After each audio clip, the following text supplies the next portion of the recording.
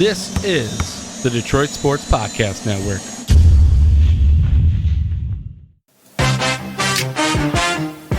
Welcome back to the Fantasy Fanalysts Podcast. Week 15. Jeez, we are in the thick of playoffs already. Dude, week 14 probably got off to one of the wildest starts that I've ever seen. At least since week one. Week one got off to a wild start too. But it had me excited for at least a couple hours of the afternoon. How was your week, Nick? I felt real good at the beginning of after the early games on Sunday. I felt good. Like things were gonna be. It was gonna be a good day. Yeah, I felt like it was gonna be a good day. Did I make all the right plays? No, I didn't necessarily make all the right plays, but I did make some good plays. And I was feeling good after the 1 o'clock hour, and then the 4 o'clock hour came, and everything just shit the bed. It didn't work out in my favor. My quarterback plays didn't work. My stack didn't work. I ran Justin Herbert, Keenan Allen stack. Keenan Allen played all right, but Herbert was less than stellar. I ran a Ryan Tannehill, Corey Davis stack that was not great. In fact, it was downright bad. It was a tough week. I started out real hot. I was winning some real good money in some big fantasy contests, and then the 4 o'clock hour came and everything just died. It all went away. I don't know if actually no, it was because I saw the ownership percentages, but like it felt like it felt like everyone had Green Bay players this week. Mm-hmm. Like it's like, oh, I'm doing well, and then what I did was I went cheaper and went Marcus Valdez-Scantling against the Lions, so I could afford Aaron Jones, except Aaron Jones did not pay off. No, Aaron Jones sucked. MVS played well. Yeah. Was he as good as Devontae Adams? No, but he still played well, especially for his value. Considering he was $3,000 cheaper and you only got 3 less points out of him? Right. I'll take that all day. All day. But Aaron Jones is a play that I made in just about in fact, I believe I put him in every single one of my contests. That did not pan out. Nope. I ran the Herbert Allen stack a lot. That did not pan out. I think I trusted DK in one lineup, and I don't think he played all that great. Not great. The Dalton Schultz not what play, I was expecting. Like he got a touchdown, but that was about it. Yeah, the Dalton Schultz play did not work. It was a bad play. Could not get the hat trick against the Bengals. Could not get the hat trick. I looked for James Robinson to be successful. He did not pan out. The guys that panned out, unfortunately, this week were the ones that were really expensive. The Dalvin Cooks of the world, the Derrick Henrys, the Devontae Adams, the ones that you can't really put in a lineup together, they were the ones that really panned out well. Obviously, there were some other ones and some smaller names that ended up being pretty good, but I mean, there's a reason those guys are the most expensive, and they proved it this week over some of the cheaper options. So, it was a tough play. Stephon Diggs was big last night as well. I ran Derrick Henry and Montgomery in most of my lineups, and that I ran Montgomery and Jones a lot. What killed me in my hybrid league, I was competing for a playoff spot, like in my hybrid FanDuel league, and I've explained how it works, so I won't go through that spiel again. But I had my matchup for this week was our highest scoring player in fantasy, and then for reference, I am number 3. I am the 3rd highest scoring player and out of the playoffs. But anyway, happens, man. I had to swing for the fences, so I was trying to find a place where I can cut to try to swing for the fences on as many positions as I could. Where I cut was tight end, wide receiver, like one wide receiver and quarterback. On tight end, I cut down to Dalton Schultz. Wide receiver, Marcus Valdez-Scantling. One of those worked out. At QB, I was debating between two $6,600 quarterbacks, Jalen Hurts and Mike Glennon. And I'm like, well, that Tennessee defense has been pretty awful lately, and New Orleans Saints is a really good defense. So I'm just going to play the defense here, and I'm going to go Mike Glennon. Would have won if I went Jalen Hurts. The thing about that is, too, like, you had you played in what my opinion would be the better matchup. And the reason is because Mike Glennon's a far more capable passer than Jake Luton. So you would have thought that guys like DJ Chark, James Robinson would have been able to have an opportunity to get involved. Granted, my mistake with James Robinson was I should have understood that game flow was probably going to take him out of it. So he wasn't going to be a solid play, and he wasn't. game flow did take him out of it. Yeah. Which part of why I liked Glennon. Right, and that's what I mean is game flow probably would have favored Mike Glennon, except for the fact that he played poorly enough to get his ass benched, and that's never good for fantasy. When he was benched, I sulked like the rest of the afternoon. I mean, that pretty much probably ended it for you. In all honesty, yeah, it did. That like, I was honestly surprised Jalen Hurts played as well as he did. I was shocked to see them pick up a win against a really good Saints football team. Either way, I mean, it hurts to see a play like that go wrong when you on paper when you look at it, it should have gone the exact opposite way. Yeah. The Dalton Schultz play, we just didn't get lucky there. We knew it was a long shot. It didn't work out. I punted on defense and went with the Panthers D. Yeah, I punted there too. They were not very good. I mean, I think they gave us 3 points, and they gave up a lot of points to a not so great offense. So that one hurt me as well. Like there was a couple matchups that on paper I was like, all right, I can afford to take a punt here. I can afford to go a little cheaper, and it didn't pan out. Yeah. Which was disappointing. I ended up winning my Yahoo matchup to lock me into the 9 seed, or not the 9 seed, the 2 seed. Sorry, with 9 wins. I was like lock in a 9 seed. Lock in the number 2 seed because whereas most leagues started their playoffs this past week, ours starts next week because only 4 teams of the 12 make the playoffs. So week 15 is when our playoffs start. So I am the number 2 seed, and unfortunately, my team is not as hot as it was the previous, not this past week or the week prior, but, the previous 7 weeks before that. I was the hottest team in the league. I'm not as hot right now, mainly because Justin Herbert's really not been playing all that great. Yeah. But I hope he can turn things around. Dalvin Cook also was a reason why he hasn't been playing as stellar as he was. So I'm hoping those guys can kind of kick it back into gear come this week and next week in the playoffs. So, I have a chance. I've got a good shot. The first place team I've already beaten this year. The third place team that I play this week, I've already beaten this year. Okay. So, I feel like I've got a good shot here. And I am the second highest scoring team in the league, so I feel pretty good. Okay. But, it's when it comes to fantasy football, it's all luck. Mm-hmm. But I wanted to kind of ask you a question here, considering we're on the topic of playoffs. Yeah. With the year being the way it is, how much bragging rights do you really earn by winning your fantasy football league this year? Like, how much bragging rights can you walk into next year's fantasy draft with if you win your league this year?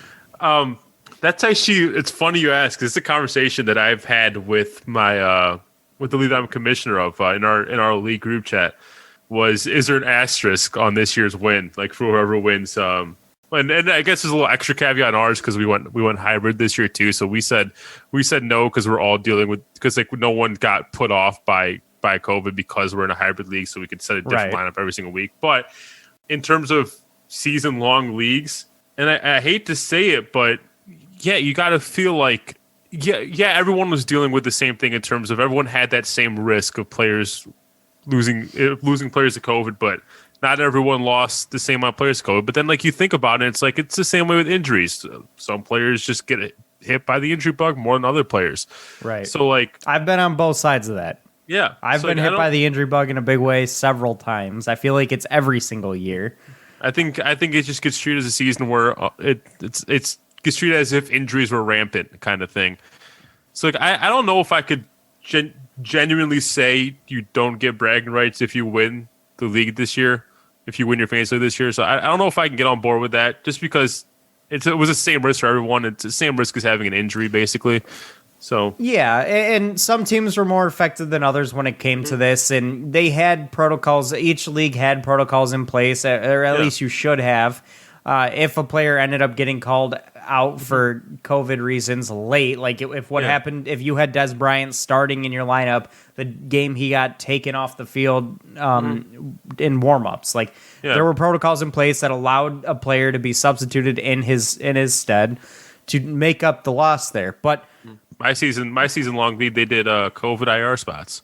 Which so did we. We did too. Only to be used for COVID, and our league commission's like, I'm going to be monitoring these, and if you put someone on in the IR is not on COVID. We also had COVID IR spots. I will say this though. There is an asterisk on this season just because of how weird it's been and how many things like you've had to change so much about this year. Going all the way back to a lot of teams got rid of their league fees this year, which got rid of the prize pot, and that right there makes it an asterisk season. Yeah. Because people may not have taken it as seriously, and people may not have paid as much attention to the waiver wire because all that was up for grabs was, well, bragging rights. What year did you win? The year where none of us were bought in? Oh, okay. Yeah, that's because that's what it's always going to be. That's the log league that I'm in that I'm not commissioner of. It was still the buy-in, so that's right, not but it's still the fake fantasy football season because it didn't mean anything. It wasn't worth anything. But do you deserve the right to walk into your fantasy draft next year with the championship belts on around your waist? Yeah, but that's it. Yeah. You get the 2020-2021 fantasy football champion, but you don't have anything else to say about it. It was the year that some people may have cared less, or there wasn't any money up for it, so it didn't count. It'll always be looked at as that year. Is it still a championship on your on your record? Yes, but that's all you get to say about it because there's always going to be a detractor for it, no matter what. Now, in your case, I don't think there's an asterisk at all, and I say that because of the fact that whereas people may have been affected by it week to week, it didn't really matter because you could have just played anybody else. Your lineup changed every week. You weren't really affected by COVID in the same way. So your league, no, I would absolutely say it counts. And in fact, the way you guys do your league, I made it a hybrid league, right? So. And the way you guys do your league, I honestly almost want to do it that way next year. Like I like the way that's done. I think it's cool. I think it's creative, and I think it's a nice new wrinkle to fantasy football that we don't really that we haven't really seen anymore. And I've gotten a lot of positive feedback from the league managers, so people have liked it. I think it shows real fantasy football props. It shows the real fantasy muscle. It makes you pay attention a little bit closer because you can't just set it and forget it, as a lot of people do. Yeah, you can't just ride a pair of players that you happen to have. You can't just set it and forget it on a week-to-week basis. And, Monday comes around or Wednesday comes around, you make your waivers. Okay, you're done there. You set your lineup and you forget it. Like, you can't just do that anymore. You have to pay attention throughout the week to injury updates, to... what the values are, where the matchups are, who did what against, when it comes to DFS, I do more research no matter what. Like, how do slot receivers do against this team? Because the value comes into play there. Whereas it really doesn't in the yearly long fantasy. So that's why I like that style quite a bit more. And I may be looking to do a lot more leagues like that. Like, I would have never been considering playing Jalen Hurts or Mike Glennon in a year-long fantasy league. Absolutely not. And that's why it's a lot more fun, because there's a hell of a lot more strategy involved. Yeah. Speaking of Jalen Hurts, it's looking like he's going to be the starting quarterback rest of the season after that performance against New Orleans. Where do you rank him rest of the season? Is he a quarterback that you're comfortable with as a playoff team? If you're a playoff team in need of a quarterback, or just has maybe a low-end quarterback 1 to high-end QB2, let's say, is Jalen Hurts an option that you're looking at? Is he someone that can actually guide you through the fantasy playoffs? Is he? If I'm desperate, yes. But if I'm not desperate, I'm probably not in the playoffs. Let's be real. Yeah. You could be in the playoffs and have had. I don't think you make the playoffs, Matthew Stafford. Never mind. But yeah, no, I don't think so. If you're desperate for a quarterback right now, you're probably not in the playoffs. And if you are, then I don't know what the hell happened with the rest of your draft. Or you played the hell out of the waiver wire this year. Yeah. But either way, is Jalen Hurts... Maybe you have Russell Wilson and you're panicking. Maybe. I mean, that could be. But is Jalen Hurts an option? Yes, I do think he's an option. But I'd be more likely to trust Justin Herbert or Kyler Murray, who have struggled a little bit in recent weeks, over someone like Jalen Hurts moving forward. See, I really like Jalen Hurts for through the playoffs now, because the one matchup that I was afraid of was the Saints. Now he gets the Cardinals and the Cowboys. He's a quarterback that can get down his legs, which is always a big boost at the QB position. It's really just as long as he can avoid the turnovers that negatively impact your score. I mean, I think he could actually if you're taking the next 2 weeks, I'm not going to say could. I think he will slot in as a top 10 quarterback over the next 2 weeks. I'm not going that far. And the reason I say that is because divisional matchups always play tighter than they are on paper. And I think that's going to lead to a lower scoring game between the Cowboys and Eagles. I don't think it's going to lend to Jalen Hurts putting up a massive, week winning opportunity or week winning score that week. So that takes away one of his really good matchups. And who'd you say his other matchup was? The Cardinals. That's another one. That's not a great matchup. It's not a terrible matchup, but it's not like I don't even think it's a top 12 matchup.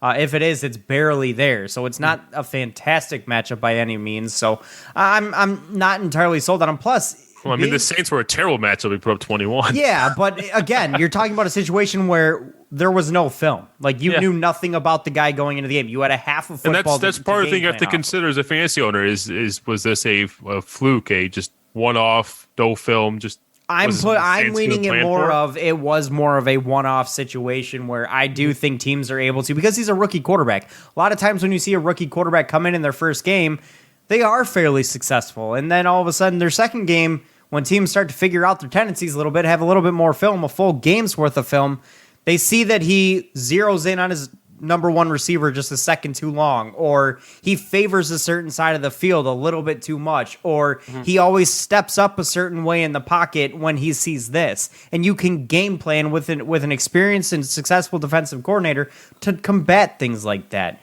Rookies tend to overly rely on certain aspects of their game, and that's where they make mistakes. And I think that's part of the reason Justin Herbert has kind of fallen down to earth a little bit. His teams have started to figure out what he likes to do, and they've game planned against that. And I think the same is going to happen with Jalen Hurts. I don't expect to see the Saints match, in my opinion, may actually end up being his best game the rest of the way.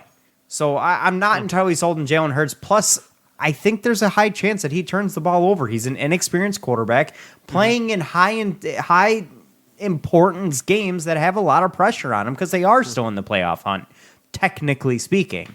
So I do think there's an aspect of where the pressure may get to him a little bit. I know he's no stranger to pressure because of Alabama, but either way, I do think that there's a little bit of a risk there involved, or not even a little, a lot of risk there involved with Jalen Hurts for a lot of different reasons also. Yeah. So I think he comes back down a little bit for the next couple of weeks. So if I'm desperate, maybe I play him, but I'd still ride the back of someone like Kyler Murray or Justin Herbert, who have struggled in recent weeks, over him without a question.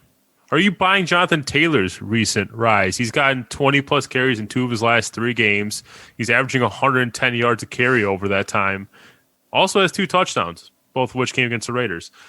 Or is it a product of matchup? Because those 3 games were against Green Bay, Houston, and the Raiders. Are you buying this surge for Jonathan Taylor? I am. I am absolutely buying it. They finally, he's finally hitting a stride where they're giving him the ball and he's making the most of it. We've seen Nyheim Hines, when they were giving him opportunity, we saw him fall off a little bit and not be successful, which meant that they were going to go right back to Jonathan Taylor, who has then taken the reins and been successful. So I do think that you're going to see them continue to rely on Jonathan Taylor. He's got yet again another good matchup this week. So I think Jonathan Taylor is a guy that I would put in my lineup very excitedly right now, especially this week. And I think he's going to continue getting the football.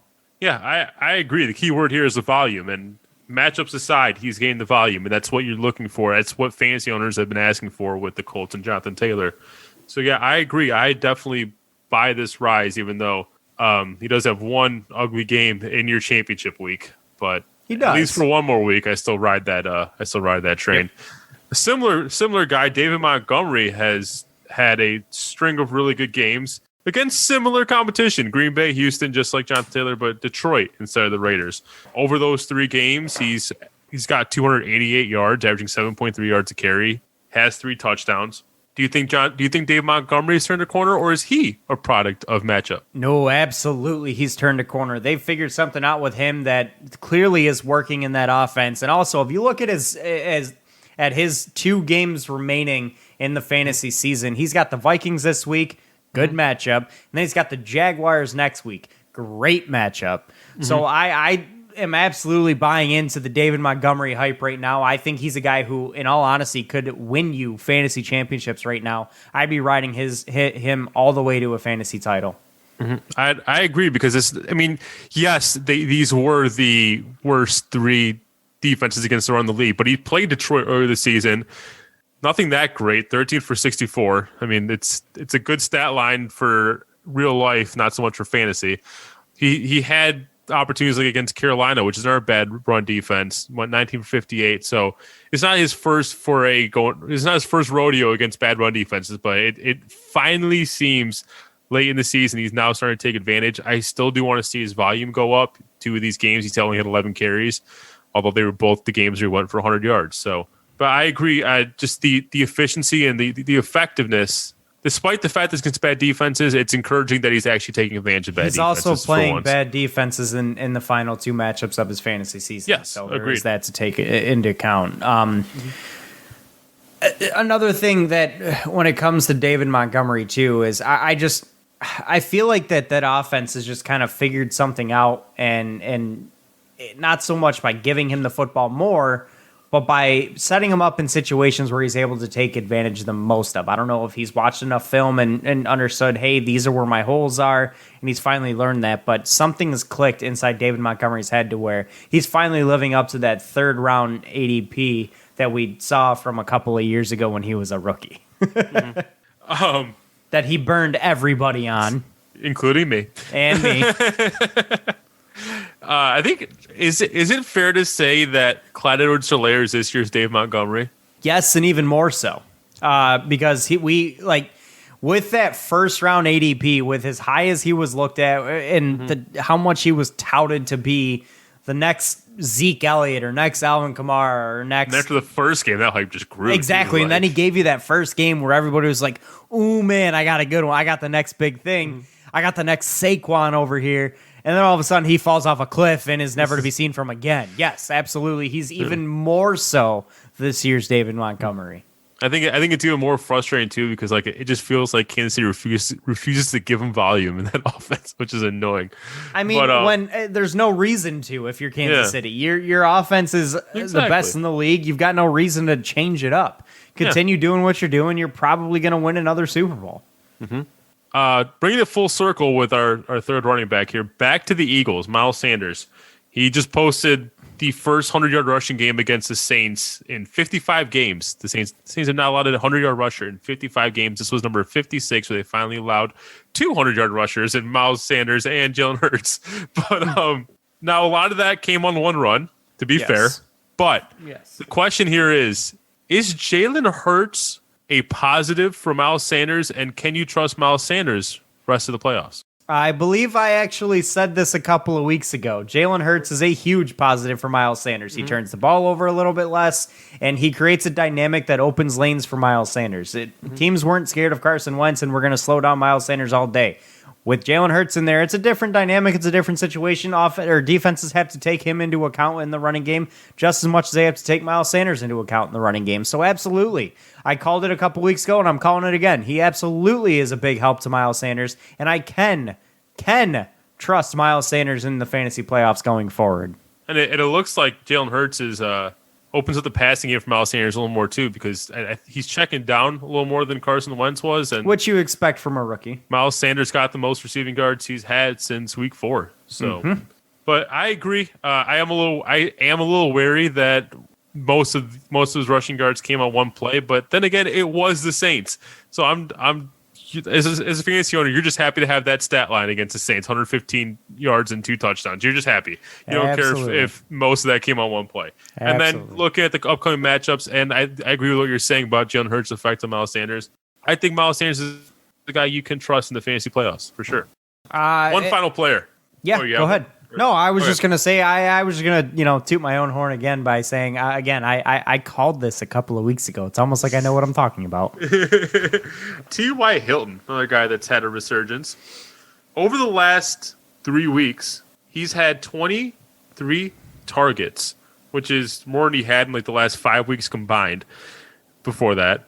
He's now he was a wide receiver 3 over those 3 weeks with 4 touchdowns. However, those 3 weeks came against Tennessee, Houston, and the Raiders. Do you think this resurgence is legit and he's someone you can trust the rest of your fantasy playoffs, or are you thinking this is fool's gold? Can I say both without sounding like a sellout? No, because I actually legitimately think like there's always risk involved, and a lot of this could be fool's gold when it comes to T.Y. Hilton. Like, T.Y. Hilton, for his entire career, has been one of those guys that is a splash in the pan, and then he's fool's gold, and then he's just always been that guy. He's always been a letdown at some point, and that could easily happen coming forward. Just when you get all back on the T.Y. train, he falls it. He just disappears again. However, there is some reason to believe in him here, and that is because the lack of success that Michael Pittman has had in recent weeks has caused more targets to go T.Y.'s way. Phillip Rivers is saying, all right, T.Y.'s a guy I can trust. T.Y.'s a guy that I can get the ball to, and he can make plays happen. I'm going to continue doing that. Phillip Rivers is no stranger to the league. He's a very experienced quarterback and knows where the money's made. And right now, the money's made with T.Y. So I will say the reason I do have some belief in T.Y. Hilton is because of the struggles of Michael Pittman are going to continue to inflate T.Y.'s numbers. I think you hit the nail on the head there. I mean, 18 targets over the last 2 games doesn't just come. It's not just because T.Y. they suddenly realize they still have T.Y. Hilton. I think it's coming more out of necessity of we're running out of receiving options. Well, Phillip Rivers is running out of receiving options he could trust in this offense because for some reason Michael Pittman has stopped being productive. And he does have Houston this coming week too. So this is another week where I think you could absolutely throw T.Y. out there. So I think you hit on the head. I find it really weird that Indy's offense is like just now waking up. Like you haven't been able to trust this offense all season, and just maybe Phillip Rivers has been, been a doting father to his about 14 children. So for the season, then come time for the playoffs, he says, "All right, kids, Daddy's got to go to work," and now he's actually dialed in. I don't know, but normally you see the old man quarterback like fall off a cliff at the end of the year. It seems like it's quite the opposite with Phillip Rivers. Spoiler: you may see a few of these names in my starts of the week, but. You ready to go starts of the week, or do you have anything else? Nope, that pretty much covered what I had. So let's move on to the starts of the week here. And so because we're recording this a day later than we normally do, we're actually able to get some weekend DFS values in this week. We've done it in the past, and Andrew and I both really like it. So we're going to do it again this week. Starting at quarterbacks here. I've got a start of the week here, and it's Lamar Jackson going up against the Jaguars. They are the 4th worst defense when it comes to giving up points to quarterbacks. He is an expensive quarterback this week at $8,200. If you're just playing the Sunday 1 o'clock games, I believe he's the 3rd most expensive quarterback. However, he could be. I will say I don't necessarily love some of the matchups for some of the cheaper quarterbacks. There's a couple we could look at, but yeah, you might want to. This may be the week that you kind of spend a little bit on the quarterback position. Lamar Jackson seems to be in a situation where he can really make the most of this week against a bad Jacksonville team who's looking to lose games, and the Ravens need to win games, and they're going to have to do that on the back of Lamar Jackson. So I think he's got a great opportunity going up against that bad Jags team. And he's coming off a really good game yesterday. So my start is going to. He's probably a mid-level. Quarterback Jared Goff against the New York Jets. He's $7,800 in FanDuel, and I think it's fair considering the matchup. The Jets have allowed 311 yards per game and 3 touchdowns over the last 4 games. That is insanity. And 2 of those came against Ryan Fitzpatrick and Derek Carr. So not exactly the stiffest of competition. But Jared Goff himself has been pretty hit or miss all season, but I think this matchup is too good to pass up. Plus, classic up-down theory would suggest he's in for a big week, so I got that on my side as well. $7,800, I think is. I love the up-down fallacy. It's honestly one of my favorite things. The most why do you like? It's the biggest fallacy. Why do people believe in this? But it sometimes works. But yeah, at $7,800, I think again, it's actually more than I normally spend for a quarterback. It's at the top end of what I normally spend for a quarterback, but. I think it's worth it considering the matchup you're getting here. Right. No, I agree. I don't mind spending what did you say? $7,600? $7,800 for a quarterback. That's not that bad. Yeah. I just to kind of, before I keep going here, I have 2 starts, 2 sits, and 2 values for quarterback. And I think I did the same with most positions. I think the only one I didn't do that with is running back. I think I did a a different route. But I have two, we'll call them extra picks that are based purely on DFS plays this week on each position group, I believe. So, but my next start of the week is going to be Tom Brady going up against the Falcons.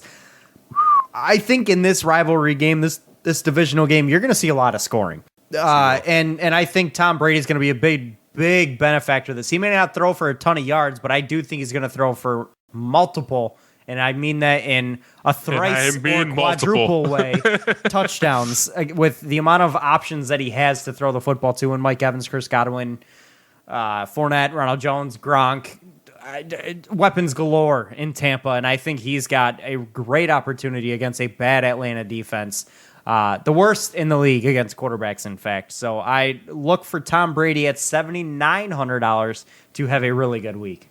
All right, we talked about him earlier. Jalen Hurts. Wow, he's $6,900. Play here, I like it. $6,900 going against Arizona. Like I said, it not starting him killed me last week. So I'm gonna atone for my sins this week, and I'm making him a start of the week. Right, the Cardinals they're a middle of the road defense against QBs on paper, but out of 13 games, only 3 of the QBs they've gone against have been top 10 QBs, and they've allowed 7 passing touchdowns in those 3 games. So they've actually gone against a pretty weak slate of quarterbacks.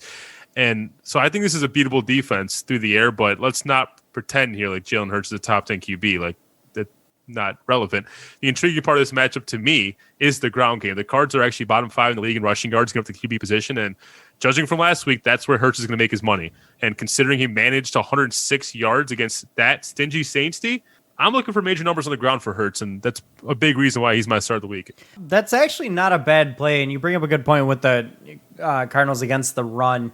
I do think game film will help the Cardinals a little bit. I'm going to do a hot take here. I'm going to put out a hot take and say that Jalen Hurts has a better game on the ground than he does through the air. I'll agree with that. I think through the air he may struggle a little bit, turn the ball over a little bit, but I do think his game is kind of saved or made up with some solid groundwork. Do you want me to do sits or do you want me to do the value plays? Up to you.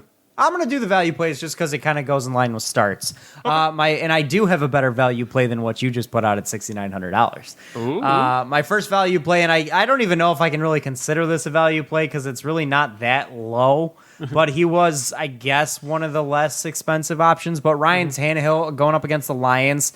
Lions are 7th worst in the league against quarterbacks, and I think with the way that the secondary is just decimated right now for the Lions, and to answer your question, he is $7,700, so I guess he is a little on the more expensive end, but he wasn't quite the most expensive. I kept it under $8,000. The Lions secondary is absolutely terrible right now and just decimated entirely, so I think that the Titans receivers could have a really good week, hint, hint, in just a moment, against this bad Lions D, and Tannehill is going to be a big beneficiary there. And then my second value play, this one was a deep throw, a deep shot. I've got Daniel Jones going up against the Browns as a value play at $6,800. I went $100 cheaper than Jalen Hurts. And the reason I say this is the Giants, 1, are fighting for divisional crown.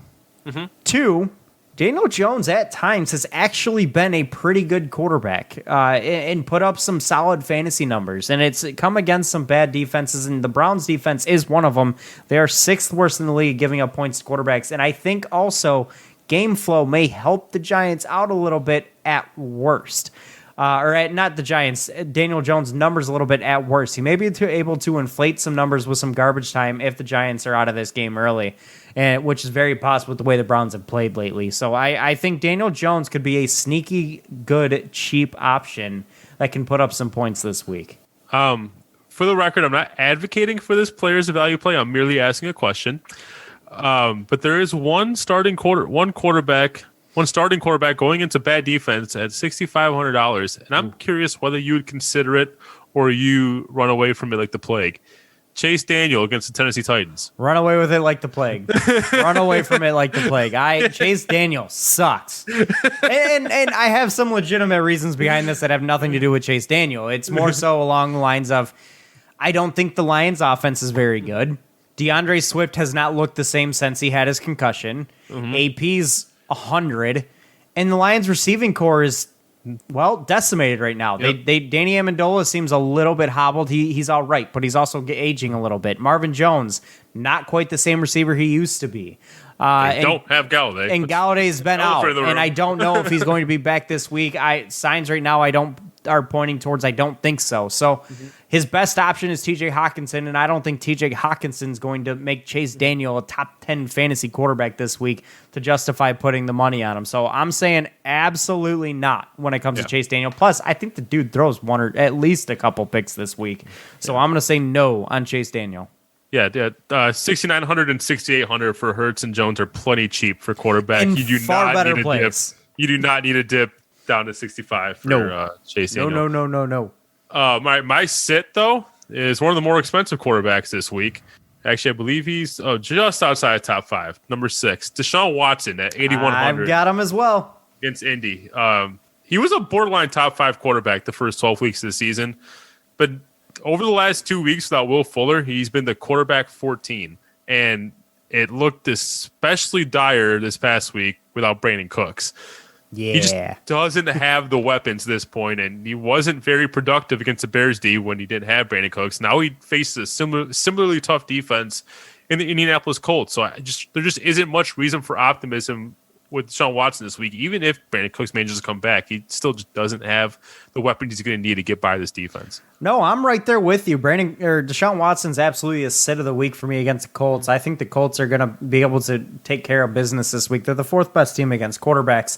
But on top of that, the Texans are just so lacking in weapons, and I don't think anybody's afraid of Kiki Kuti. I know you like him. He is kind of sneaky fun and sneaky good sometimes, but at the same time, he's a fun DFS play. He's not nobody is threatened by Kiki Kuti's presence. Receiver. And so even if Brandon Cooks plays, they're able to zero in on him to shut him down, and Kuti ain't beating anybody by himself. So Deshaun Watson just doesn't have the weapons there to be able to be successful with Will Fuller gone and Brandon Cooks either gone or hobbled. So I absolutely think Deshaun Watson's going to struggle this week.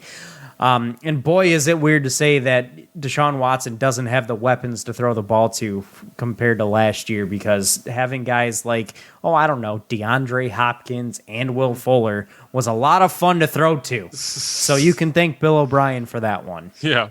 Moving on to running backs? I have one more sit, actually. I do have one more sit. Kirk Cousins going up against the Bears. Ooh. A lot of the high-end quarterbacks had okay to good matchups, so it was kind of tough to pick another sit here, but I wanted Kirk Cousins against the Bears. Bears defense is 6th best against quarterbacks. They don't give up a ton of points there. They have kind of slowed up a little bit, but I think Kirk Cousins and the Vikings are kind of coming back to earth a little bit here. Because Dalvin Cook is not playing quite as electric as he was before. He may be getting a little tired and banged up. So I think Kirk Cousins, again, is another one that falls back to earth. Not saying the Vikings lose to the Bears. I do think the Vikings win this week, but I think Kirk Cousins is not necessarily the biggest reason why they do. Yeah, I agree with you. I tend to avoid the divisional matchups specifically for Kirk Cousins because he's a lot more volatile than a guy like Aaron Rodgers, let's say. But I tend to avoid NFC North divisional matchups because they don't tend to be shootouts. They usually play fairly close. The last time unless you're playing against the Lions. Yeah, well, that's true. I do remember one game in particular that was a massive shootout, and the quarterback for the Packers had a great game. And I mean great game. It earned him a several $million contract in the offseason.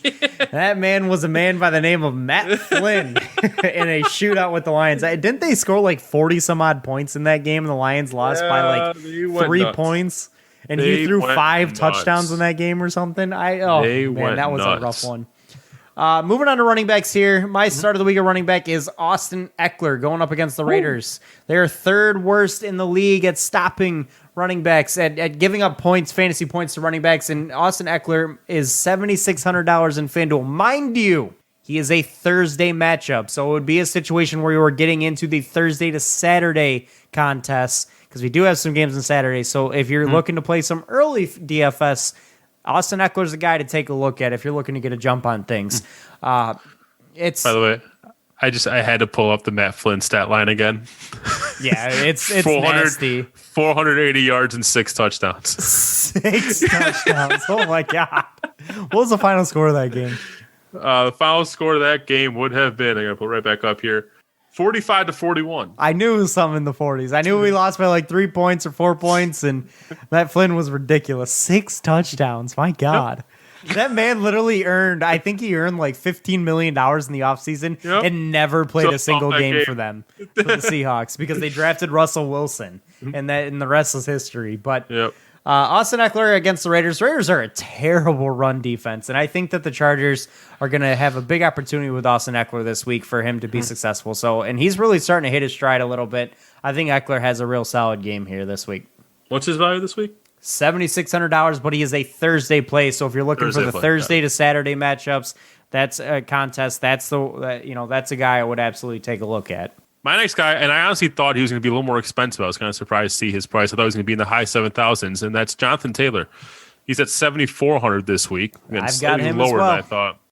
He finally, like we talked about, he finally made his feature. He was finally made the feature back in Indy a couple weeks ago, and he's responded in a big way. He's the highest scoring fantasy running back over the last 2 weeks, believe it or not.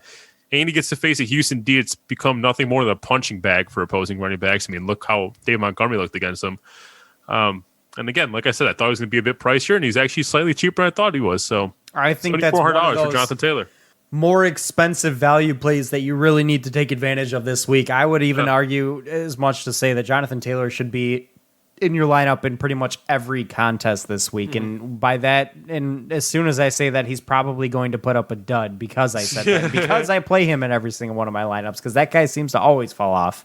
Or they're going to end up like getting up by so much that they bench him and just run Jordan Wilkins 20 times in the fourth quarter. But if that doesn't happen, game flow will be in Jonathan Taylor's favor, and I do think he sees a high volume week this week up against a really, really, really bad defense. So that means big things potentially for Jonathan Taylor. So I've got, and do you have like values or spend bigs, or is that your other starts? My second start is below 7,000, so I think you can consider him a value, I guess. Okay, I mean that's a value play. Yeah. Want me to go with it, or you? Yeah, no, go ahead, because I've got I've got two other situations here, but I don't have them as starts. I have them as other categories.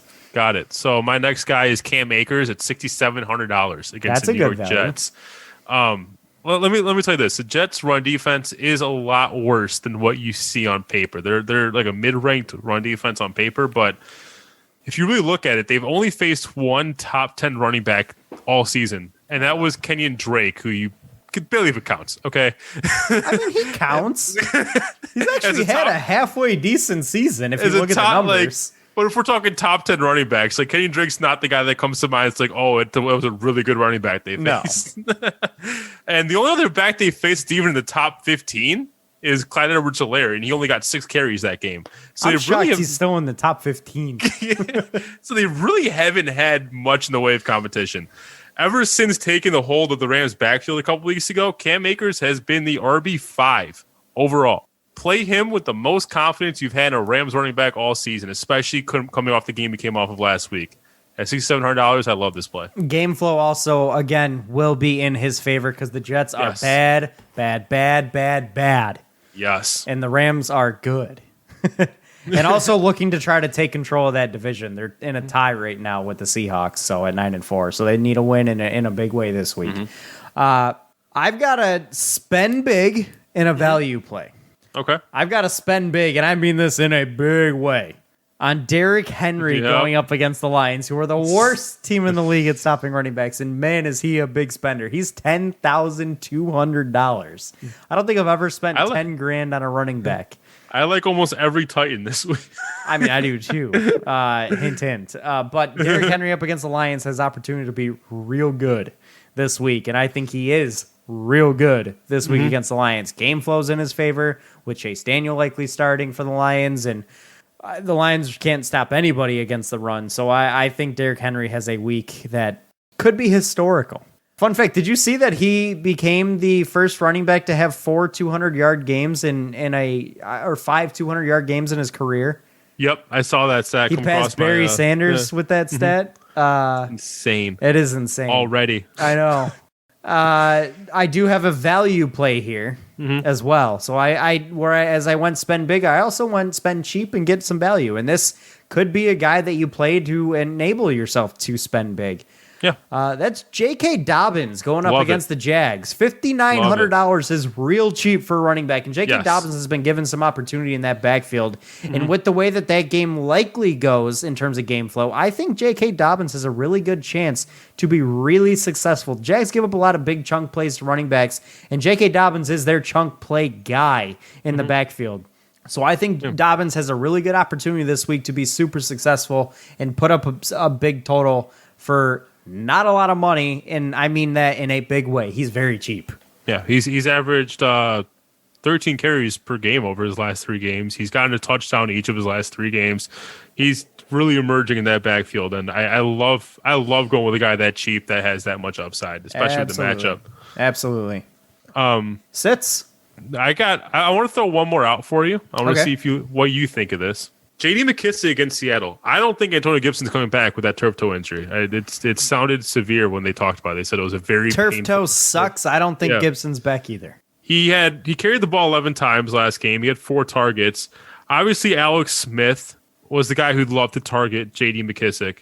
However, if Alex Smith can't go, is he a guy you're still looking at $5,800 against the Seahawks? Probably not. And the reason I say that is because I don't know that game flow is necessarily in their favor. And I will say this. Antonio Gibson may have an urgency to actually suit up this week and try to get in the ball game. And the reason is because they are the leaders in the NFC East, and they do need to win ball games. And the best way for them to do it is with Antonio Gibson. They did pick up 2 big wins without him, though. They did. But Gibson has been their best running back all season long, no question. Yeah. So there may be some urgency to get him in the game.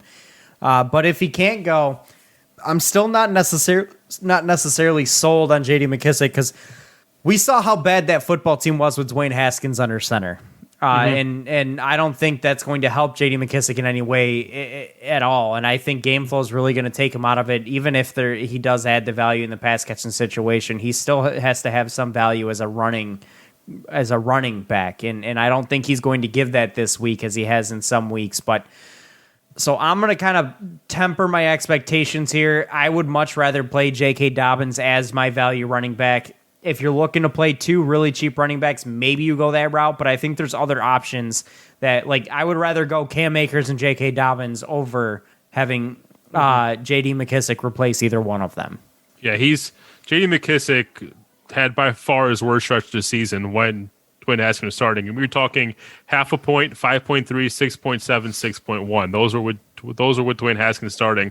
After that is where you saw him actually start to emerge in the backfield and actually become more of a DFS option. So I think you do make a very good point. Even though the matchup is attractive, Dwayne Haskins starting is what scares me here. So it's nothing more than a desperation play if you have to, and there's better options. Just $100 more at J.K. Dobbins, I would go 100 times out of 100. Right. And I also will say, if you're looking at going cheap at running back with J.K. Dobbins and say you do the J.K. Cam Akers split, if you're looking to get a third running back in there, you're probably going to have the money to be able to spend bigger on a guy like a Jonathan Taylor or like a Derrick Henry if you want to go real big. So if you're going that cheap at the other 2 running back spots, you're probably able to spend pretty big on the third one at the flex or somewhere along those lines. So I think there's much better options than J.D. McKissick this week.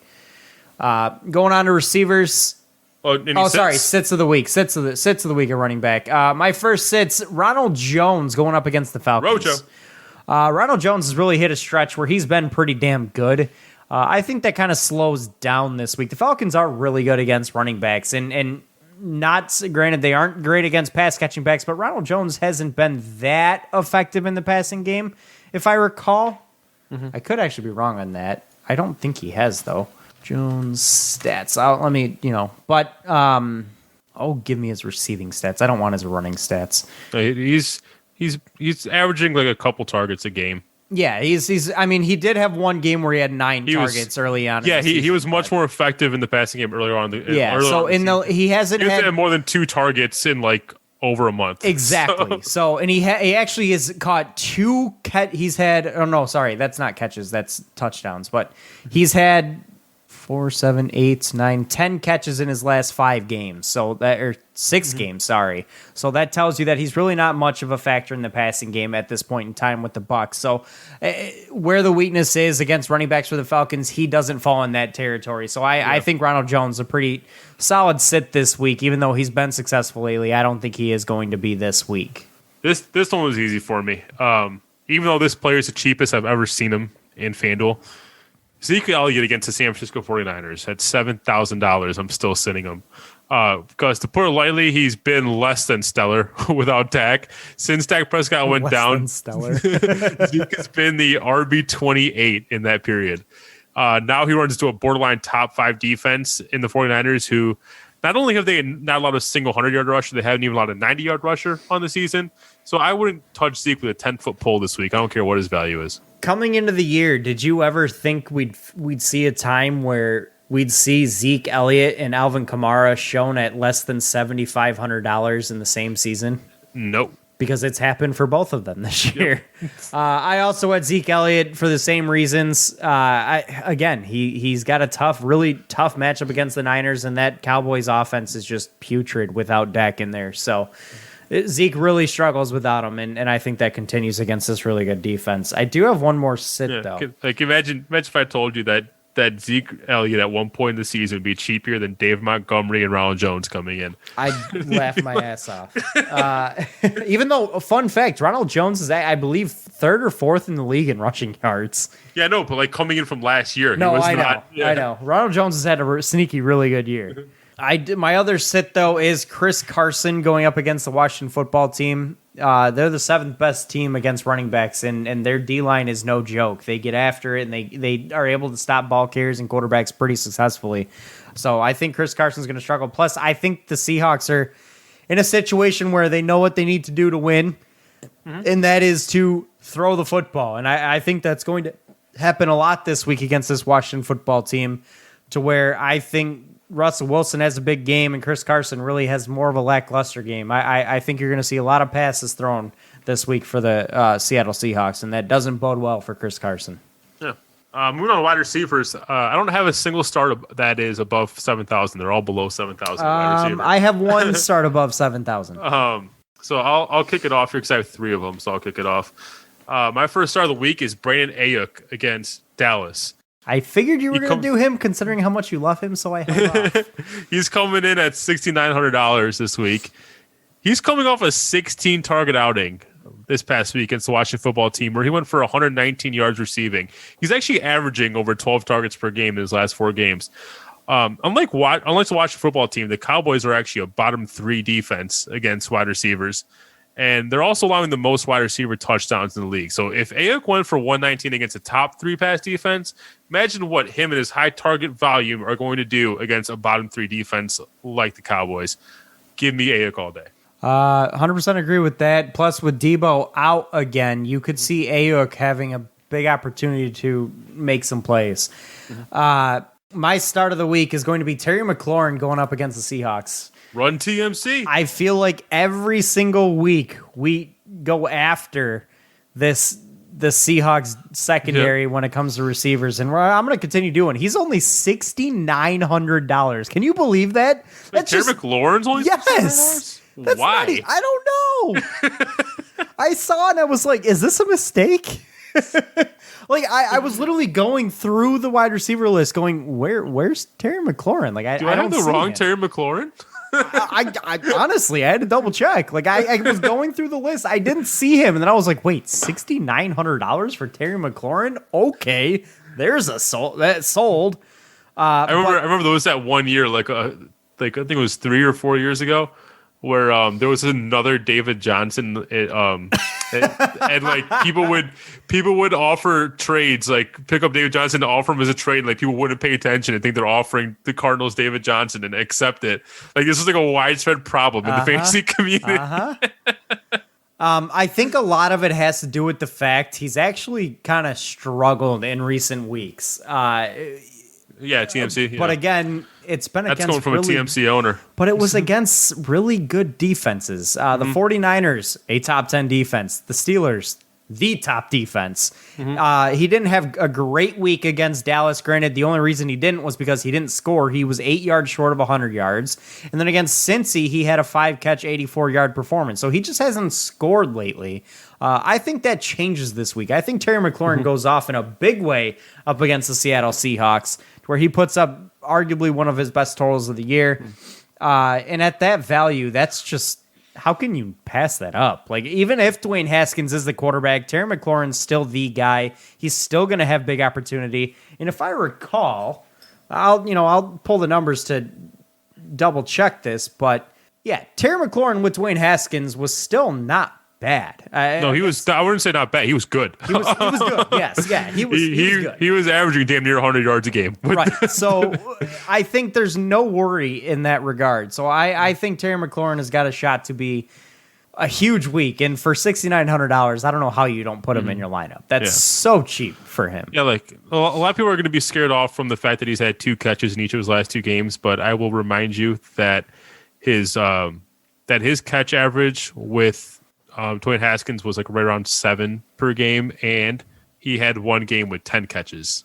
Yeah, under Dwayne Haskins. So I think Dwayne Haskins being back under center is actually good news for Terry McLaurin. And also, you have to just look at the fact of who he played the last 2 weeks. Yeah. 2 really, really good defenses that probably zeroed in on him. The good defenses know where the money's made by the other team, and that was with Terry McLaurin. Yep. So they stopped him. They made anybody else beat them. My next star of the week is going to be Corey Davis again at $6,800. That's my value play. He didn't put up as nearly strong of a week as I was hoping last week.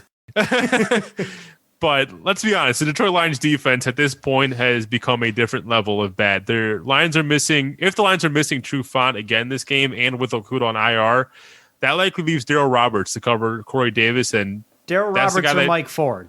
But Darryl Roberts. Well, I'm assuming Awarie is going to be covering what's his face, AJ Brown. And Darryl Roberts was the guy who covered MVS. Mike Ford also showed some. He showed up in spots in both the nickel corner as well as out wide. So you saw Mike Ford even covering Devontae Adams a couple times. Yeah. But either way, it's that side of the field is the side that gave up 6 catches on 6 targets for 85 yards and a touchdown to Marcus Valdes-Scantling last week. So I think Corey Davis is going to fare pretty well working that side of the field. Granted, you probably are very comfortable starting both AJ Brown or Corey Davis, but Corey Davis is going to be a lot cheaper. In all honesty, has a shot to have an even better game than AJ Brown because of the fact that, like you mentioned, he's going up against Darryl Roberts or Mike Ford. And even if Trufant's in there, I don't think he's slowing down Corey Davis at all. Mm-hmm. So I think Corey Davis has a shot to have a big game this week up against the Lions. And yeah, Trufant hasn't exactly been an island. He's been bad. Let's just call it what it is. He's been bad. Like he's bad. He sucks. Yeah, but Corey Davis is $1,500 cheaper than AJ Brown this week. And at $6,800, if you're looking to spend big elsewhere, that's where you can put. I mean, starting guys like Terry McLaurin, Corey. Like if you ran out a lineup of Terry McLaurin, Corey Davis, J.K. Dobbins, and Cam Akers, you got room to spend at quarterback and running back, and that could really pay off in a big way. Mm-hmm. So I'm not trying to show my hand here, but I could have something similar.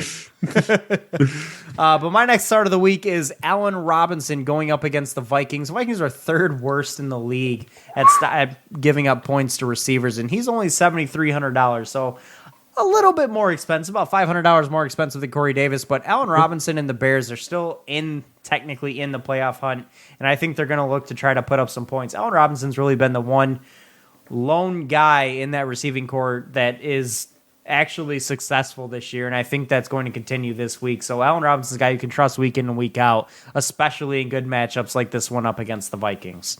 I agree. My next guy is T.Y. Hilton, 6,800. We talked about him already. He's been the wide receiver 3 over the past 4 weeks with 23 targets that have translated 277 yards and 4 touchdowns over that span. Wide receiver 3 getting a bottom 10 defense against wide receivers. It is beyond me why he's this cheap on FanDuel going against the Houston Texans. I think he's a smash play this week at 6,800. There are so many good cheap options this week. It's got to be like It's gotta be like a Black Friday deal. Too good to be true, right? It's gotta be too good to be true. It's Christmas in December. Oh wait. Moving on to sits here. Tyler Lockett going up against the Washington football team. They're very good against receivers, just like they're good against, I believe it was quarterbacks or running backs, but they're a solid defense. The Washington football team defense is quite good, and they slow down receivers pretty well. And I think that continues this week up against a really good Seattle wide receiver core. I think Tyler Lockett probably is the one that gets hit the most by Washington this week. I think DK, because of his size and his ability and his athleticism, I think he still puts up solid numbers, but I think Lockett struggles this week up against Washington, so I'd watch out there. Yeah, I mean, in general, I just hate playing anyone against Washington, even though they've been pretty good. My sit is going to be Adam Thielen against Chicago at $7,500. The Chicago Bears are still a top 5 wide receiver, or top 5 defense against wide receivers. And the last time Adam Thielen faced them in Week 10, he was held to 43 yards on 4 catches. Although 2 of those catches just happened to be in the end zone. So, the reason I'm telling you this though is because it does represent a touchdown reliant fantasy line, and I think you're looking at a similarly touchdown reliant week for him this week. And if you ask me, relying on a touchdown is never a good strategy in fantasy unless you're talking tight ends. So I stay away from Thielen this week because it's a scary matchup, and just 4 catches, 43 yards, even if 2 of them were in the end zone, that still scares me from Week 10, and I still have nightmares about it, and I'm not doing it again. What do you do with Justin Jefferson this week? You know, Justin Jefferson actually had a really good game against the Bears. He did. That's why I was asking. He had a really good game against the Bears, and the Bears defense has actually given up some points to the top receiver in recent weeks. So that's why I'm asking. Yeah, I'll be honest with you. What's he valued at this week? I have no idea. Well, I'm pulling this up right now, but a little bit more expensive than Adam Thielen. I know that. He is more. I think that's maybe the first time. It might be. No, I think this past week he was $100 more than Adam Thielen. Was he? I think he's $100 more than him this week too. Okay. So, it's going to be a crapshoot. I don't want to spend up 75 or 76 on something that I'm not super confident. So I think I stay away. Fair enough. My next sit of the week is Michael Thomas going up against Chiefs. Chiefs are second best in the league at slowing down wide receivers, and I'm just not sold that Michael Thomas is getting the opportunity that he needs to succeed. Is Breeze back? Or is it still Taysom Hill? No? Okay, and until Drew Brees comes back, I'm not buying into Michael Thomas at all. Even if he may get a touchdown here, may get, a couple big catches here, he's too big of a risk with Taysom Hill under quarterback for my liking. So I'd sit Michael Thomas this week up against a really good Chiefs defense. Yep. I do have one more value, and I called it a long shot value. Hit me with it. Do you have another sit? No, that was my only sit. My long shot value at wide receiver, and this I mean is a long shot. So if you're looking at going cheap for a wide receiver to fluff your lineup a little bit, this is a boom or bust play, and I mean this in a big way. Marquise Brown going up against the Jags. He has quite literally been boom or bust this year. He's either had a long touchdown or he's had nothing. Yeah. And I think he's got a really good shot at a long touchdown up against the Jags. Like I mentioned, they gave up chunk plays, and he's a guy who is a chunk play guy to the extreme. And at $6,000, he's going to be very cheap at wide receiver to allow you to fluff your lineup a little bit. So if you want to take a big risk, potentially have it pay off for you in a big way, Marquise Brown could be the way you go. I like that. Tight ends. I am terrified of Marquise Brown. I am too. That's why I said it's very boom or bust. I've been burned by him a couple times, but at 6,000, I mean the thing is, that's right around where he's been all season. But I think that actually may be as cheap as he's been. It could pay off big. It could pay off big against that defense for sure. All right, moving on to tight ends.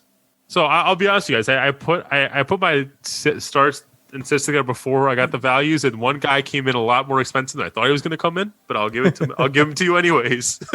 I think we have the same guy here because he kind of surprised me too. Robert Tonyan at $6,500. He's the top. It's not the same guy. Top 3 tight end this week, which I don't normally go for. So I'll be straight up with you guys. He's probably not going to be the guy I play this week. But if you're the type of person that likes to spend up on tight end, because you went under $7,000 at running back. This is a really good option. He's coming into this matchup having caught a touchdown in 4 straight games, and this matchup is an especially good one. The Panthers have been allowing an average of 92.8 yards per game in the tight end position over the past 5 weeks. 92.8. That is easily the most in the league during that span. This tells me that because Robert Tonyan in general over the course of the season has been a touchdown line tight end and just has been getting a lot of touchdowns, but not that much production outside of it. But even though he may very well grab a touchdown this week, I don't think he's going to be that touchdown line tight end this week. He may have a productive fantasy week outside of the end zone going against his Panthers defense. So I think it's a safe play at $6,500. In years past, I would have said never trust a Packers tight end because Aaron Rodgers hates tight ends. But then enter Matt LaFleur. And this offense looks very different to where tight end in the red zone is like a money play. The reason that Robert Tonyan is $6,500 and the third most expensive tight end is because the guy's got like 1 billion touchdowns this year. Yeah. I think he's got 9 touchdowns, which is a lot for a tight end, especially in a Packers run offense with Aaron Rodgers there. So Robert Tonyan is a solid play. But again, third most expensive. You may not want to spend that much. My start of the week at tight end, though, is Tyler Higbee going up against the Jets. The Jets are the worst team in the league against tight ends, according to FanDuel. At $5,700, he's quite a bit cheaper than Robert Tonyan, and that may be a pretty fun play this week because I think the Rams, again, they need to win this game and need to win big. And so I think Higbee's going to have an opportunity to take advantage of that terrible Jets defense. I'm going to go one cheaper. How about Evan Ingram at $5,500 against Cleveland? Damn, you beat me by $100. The Browns have allowed 5 tight end touchdowns over the last 4 games, and Ingram has only found the end zone once all year, and that was back in week 9. So for that reason, Ingram has been mainly a volume play all season long. And that's a problem. The problem is that Ingram's target volume has actually fluctuated wildly this season. So it's been a risky play all year long, but when he gets that volume, it usually translates to a high level of fantasy productivity. That's the bet you normally make with Ingram week in and week out. However, you don't need to make that bet this week because touchdown's coming against this defense. The way they're allowing touchdowns, the touchdown's coming. On a side note, though, I think he gets the volume as well because teams have figured out the best way to attack the Browns' defense is through a tight end. That team, teams have targeted the tight end against the Browns an average of 8.2 times per game, which is second most in the league. So I think the volume is going to be there as well. So I think you have the safety on the volume, but I do think the touchdown's coming too. Ingram all day. You beat me by $100 because of my next start of the week except for the fact that you technically didn't beat me by $100 because I've got one value play that's $500 less. But I have another start of the week here at $5,600. It's Eric Ebron going up against the Bengals, the third worst defense in the league against tight ends. And I think Eric Ebron has an opportunity this week to emerge himself as one of the premier pass catchers on that Steelers offense, who really this season we love hasn't targeting the had, Bengals on this show. We do.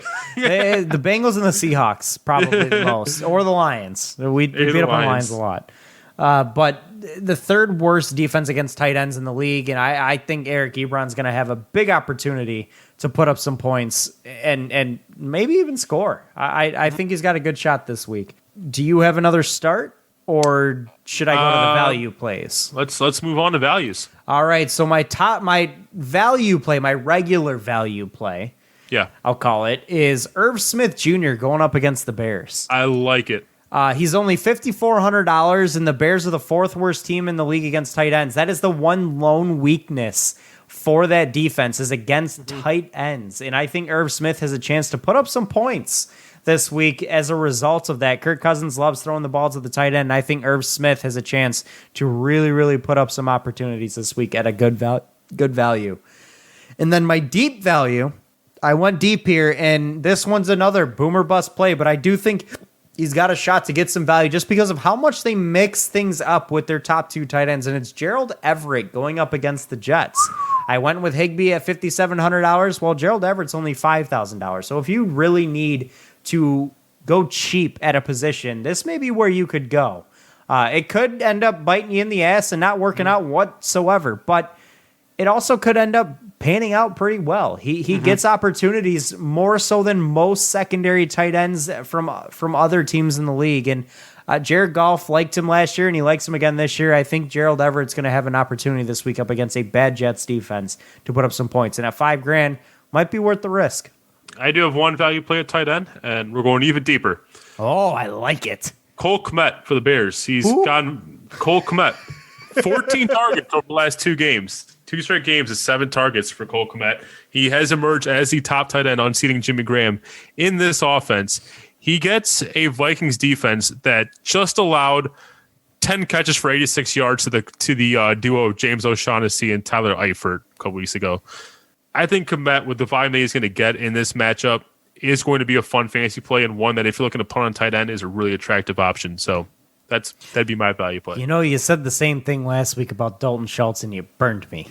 Yeah, I burned myself too. I played him. Don't burn me twice in a row. Sits of the week. I've got 2 of them here. I've got Mike Gesicki going up against the Patriots. They're the third best. Well, he's out. So he's questionable. Last I saw, they said he's missing at least 1 game. Well, then ignore that one. I'll go with Logan Thomas going up against the Seahawks. They're the 10th best team against tight ends, and I think that Washington offense could end up struggling a little bit with Dwayne Haskins. And I think Logan Thomas could be a big, could falter a little bit, even though he's been pretty solid all year. I think he falters against the Seattle defense's one only strength. The only strength of that defense is covering tight ends. And at $5,600, I think there's better options to go with. I got my crosshairs on the most expensive tight end of the week. I like it. Travis Kelce at $8,500 going against New Orleans. As I've said before. Fun fact. Did you know he leads the league in receiving yards for all pass catchers? Wait, for real? I did not know that. He leads the league in receiving yards. Jeez. Yep. That's why he's $8,500, which might be the most expensive I've ever seen a tight end. But as I said before on this show, you never actually sit Travis Kelce. This is more of a DFS fade. But let's look at the matchup. The Saints haven't allowed a touchdown to the tight end position since week 5. In the game since then, since that last touchdown they've allowed to the tight end position, they're only allowing an average of 23.1 yards per game to the tight end position. For those doing the math at home, that's a measly 2.3 fantasy points per game over 8 games. That's not the kind of matchup I wanted to spend $8,500 on, which is why I'm fading Travis Kelce this week. Fair enough. $8,500 is way too damn much for a tight end. I agree. I don't care I don't care who he is. I don't care who you are. That's funny right there. Now closing it out with defenses here. Value play defenses as we do on our normal weeks, but even this week, even more so. My first value is my deepest value. It's the Vikings defense going up against the Bears. The Bears offense is bad, and I mean that in a big way, and they turn the ball over, and they also don't score very much. So I think the Vikings at worst are an okay play, and at $3,900 to fluff your lineup, I don't think it'll ever really hurt you to play the Vikings defense up against the Bears this week. I'm taking a very similar play at the exact same value, $3,900. Tennessee Titans going against the Detroit Lions. The Lions are likely to be. Yeah, and it's. Let me put this out there first. I am not saying that the Titans are a good defense, but no, they're bad. But the Lions are probably starting Chase Daniel. Exactly, they're likely to be starting Chase Daniel, and they'll be without Kenny Galladay and DeAndre Swift. Although back does not look like himself after the concussion, so. Let's be honest, this offense isn't threatening anybody at this point. The Titans are a safe play. They have a pretty high floor this week, and they have a high turnover potential to boot with Chase Daniel under center. So they have a high floor and high ceiling. I like Titans at $3,900. Now that we said it, the Lions are going to go out and put up 35 points. Of course. And probably win this game. To get the Lions to win. Probably win this game too, which, Lord help me if they do, I'll be so upset.